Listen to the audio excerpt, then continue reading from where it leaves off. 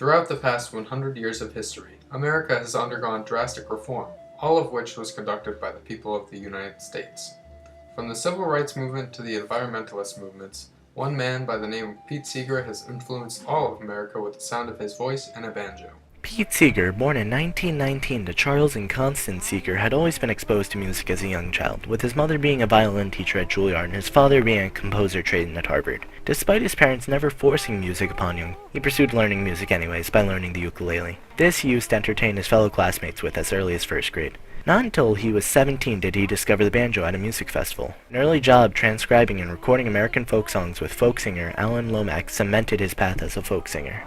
Pete started singing with his lifetime friend Woody Guthrie in the band The Almanac Singers after he dropped out of Harvard.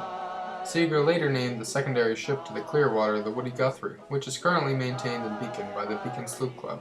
Coincidentally, the Strawberry Festival is being held this Sunday by said club. The Almanac Singers disbanded in 1943, and soon after Seeger joined with Lee Hayes to form the Weavers.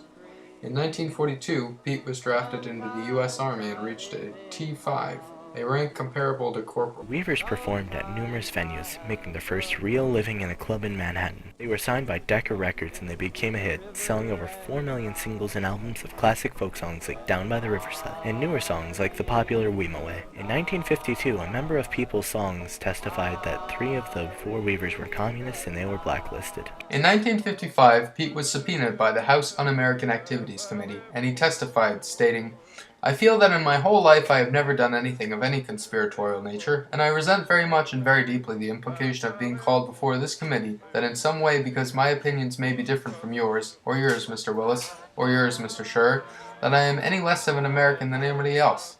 I love my country very deeply, sir."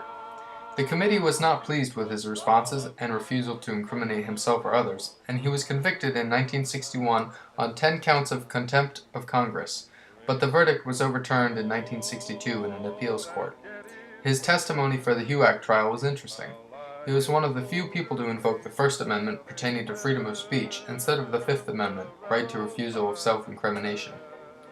Rather than answering the questions put forth by the committee, he repeated one phrase: "I am not going to answer any questions as to my association, my philosophical or religious beliefs, or my political beliefs, or how I voted in any election, or any of these private affairs. I think that these are very improper questions for any American to be asked, especially under such compulsion as this. I would be very glad to tell you of my life if you want to hear of it."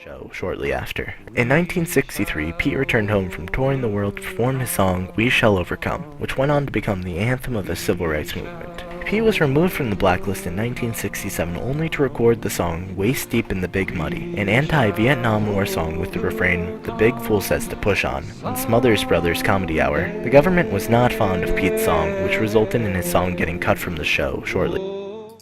In June of 1969, the Clearwater was launched, a 106-foot wooden sloop with the mission of cleaning up the Hudson River.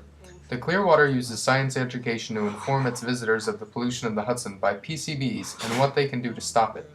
In May 2009, after decades of litigation and environmental activism led by Mr. Seeger's nonprofit environmental organization, Hudson River Sloop Clearwater, General Electric began dredging sediment containing PCBs that it dumped into the Hudson. He was inducted into the Rock and Roll Hall of Fame in 1996 and received numerous Grammys, which according to Rob Thomas were sometimes used as doorstops in the Seeger household. In 2008, Seeger also got the chance to sing This Land Is Your Land with Bruce Springsteen at President Obama's inauguration. Pete Seeger recently passed away on January 27, 2014, after living an extremely full life.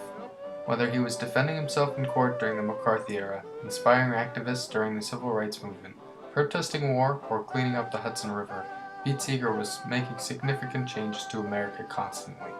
Throughout the modern era of American history, no one man has inspired as many groups and spread as much change as Pete Seeger. As I went walking